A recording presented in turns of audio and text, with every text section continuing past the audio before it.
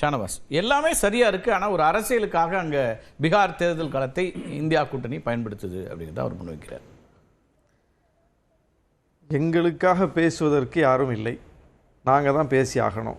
பிஜேபிக்காக பேசுவதற்கு இடி இருக்கிறது, சிபிஐ இருக்கிறது, தேர்தல் ஆணையம் இருக்கிறது, ஊடகங்கள் இருக்கின்றன, வருமான வரித்துறை இருக்கிறது, கருத்துருவாக்க தளத்தில் ஒப்பீனியன் மேக்கர்ஸ் எக்கச்சக்கமாக இருக்காங்க. அப்போ அவங்களுக்கு ஒரு வலிமையான பின்னணி இருக்கிறது.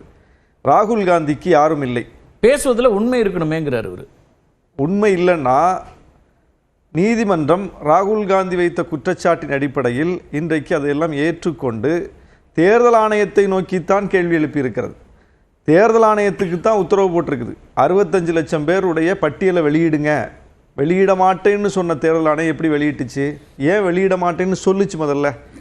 அப்புறம் எப்படி வெளியிட்டுச்சு? அப்போது இப்படி ஒரு பரப்புரை, இப்படி ஒரு குற்றச்சாட்டு, அதற்கு பிறகு நீதிமன்றத்தில் வழக்கு.